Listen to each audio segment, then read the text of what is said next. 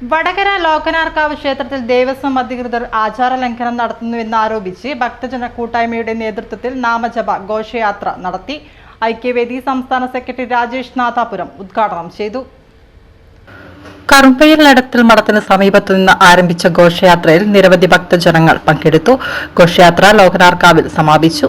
സമാപന പരിപാടി ഹിന്ദു ഐക്യവേദി സംസ്ഥാന സെക്രട്ടറി രാജേഷ് നാഥാപുരം ഉദ്ഘാടനം ചെയ്തു. പ്രശ്നങ്ങൾ ഉണ്ടായിട്ടുണ്ട്. അന്ന് അമേരിക്കയിൽ അടിമ കച്ചവടമുണ്ടായിരുന്നു.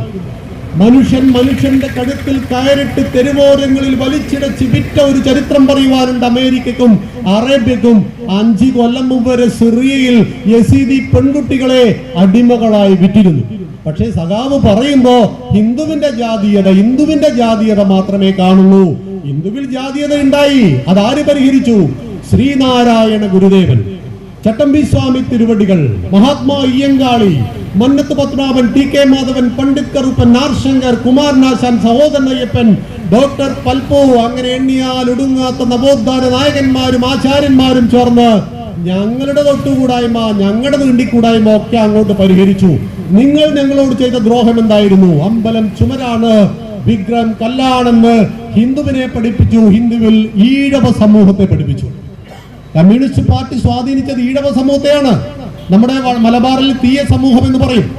ഈഴവ സമൂഹത്തിലാണ് ജാതീയത ഇല്ലാതായത്, അല്ലെങ്കിൽ ഈ പറയുന്ന പ്രശ്നങ്ങൾ, വിശ്വാസങ്ങൾ ഇല്ലാതായത്.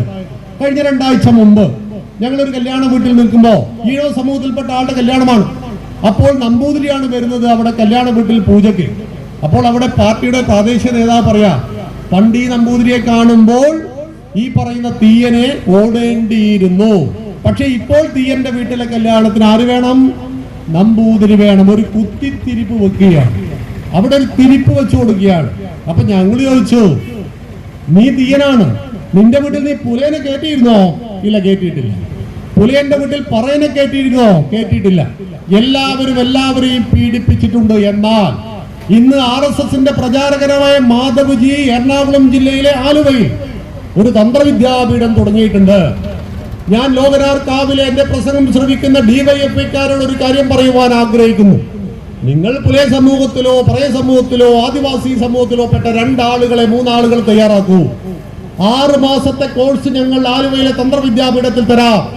അമ്പലത്തിലെ ശാന്തിക്കാരനാക്കി തിരിച്ചു തരാം. പുലയനും പറയനും അമ്പലത്തിലെ ശാന്തിക്കാരനാകുവാൻ കഴിയുന്ന രീതിയിലേക്ക് കേരളത്തിലെ, ഭാരതത്തിലെ ഹിന്ദുക്കൾ മാറിയിട്ടുണ്ട്. ഇന്നെവിടെയും ജാതീയതയും തൊട്ടുകൂടായ്മയും തീണ്ടിക്കൂടായ്മയും ഇല്ല. മണ്ഡലമാസമാകുമ്പോൾ മാലയിടുന്നു.